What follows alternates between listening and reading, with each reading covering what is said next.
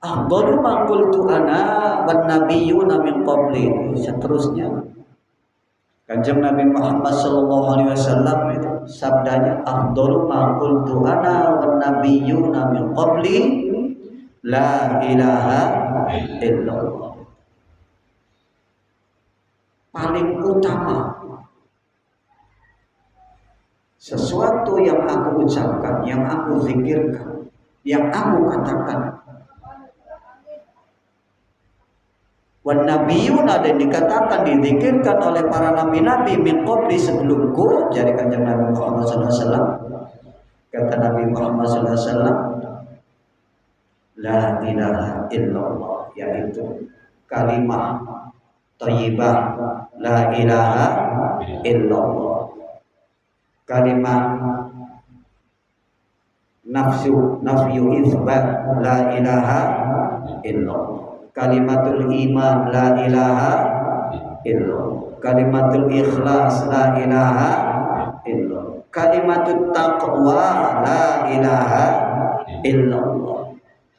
Jadi zikir la ilaha illallah, jalan yang paling dekat menuju Allah Subhanahu wa taala, jalan yang paling gampang ditempuh, dilakukan oleh hamba Allah Subhanahu wa taala, dan jalan yang paling utama di sisi Allah Subhanahu wa taala. Afdhaliha indallah, paling utama di sisi Allah Subhanahu wa taala, yaitu zikrullah, zikir kepada Allah Subhanahu wa taala dengan la ilaha illallah. Bukan sembarang zikir, macam-macam zikir. Tapi yang dimaksud di sini adalah bimudawamati zikrillahi. Selanjutnya yang dimaksud zikir itu oleh baginda Nabi Muhammad SAW, afdalu ma qultu ana wan nabiyyuna min qabli la ilaha illallah. Zikir la ilaha illallah. Jadi zikir la ilaha illallah itu bukan zikir sembarangan. Supaya umat Kanjeng Nabi Muhammad SAW suka semua. Jangan benci kepada zikir la ilaha illallah. Jangan benci kepada orang yang berzikir la ilaha illallah. Nanti diragukan kalau benci kepada orang yang berzikir la ilaha illallah. Diragukan, jangan-jangan kamu bukan orang Islam. Itu. Sebab itu kalimat tauhid, kalimah memisahkan Allah Subhanahu wa taala, la ilaha illallah. Kalau kamu tidak suka la ilaha illallah, jangan-jangan kamu orang yang selalu musyrik kepada Allah. Itu seperti itu. Hadis yang kemarin dimaksudkan bahwa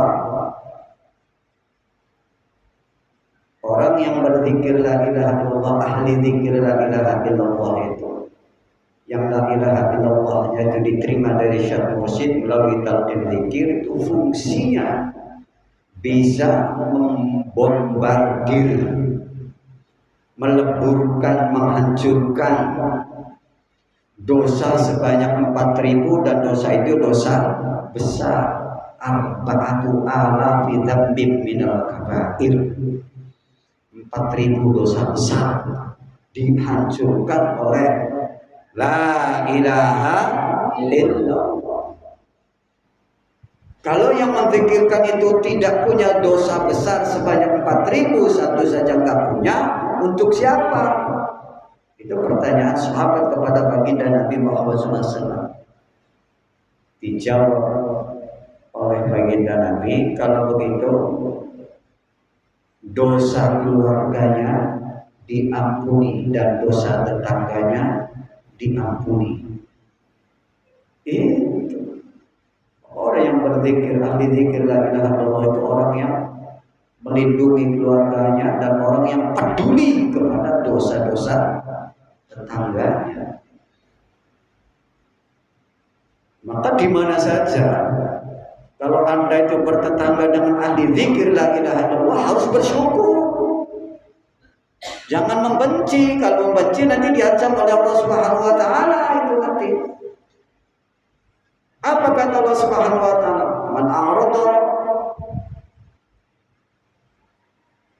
an dzikri fa inna lahu ma'isyatan wa man a'rada an dzikri fa inna lahu ma'isyatan. Orang yang melengos, mencok, mewek, ngebok, emong, benci kepada zikir kepada Allah Subhanahu wa taala, maka nanti diberikan oleh Subhanahu wa taala itu akibat sempit. Itu. Fa inna lahu ma'isyatan dhanka, kehidupannya kaya tapi tidak ada kejebaran dalam hatinya. Itu. Maka bersyukurlah Anda kaum muslimin di mana saja, jika ada tetangga yang ahli zikir, maka bersyukurlah. Kalau Anda belum sempat melaksanakan zikirullah secara mudawamah, setidaknya Anda tidak benci kepada yang zikir Allah Subhanahu wa taala. Sebab dia itu adalah peduli kepada dosa tetangganya. Gitu. Tetapi kalau benci, ya tidak akan mendapatkan manfaatnya nanti. Kalau benci kepada orang yang zikir la ilaha illallah, nggak dapat manfaatnya itu. Tapi kalau senang, walaupun belum melaksanakan, belum bisa melaksanakan, ya nantilah pelan-pelan. Mungkin masih sibuk, mungkin masih apa.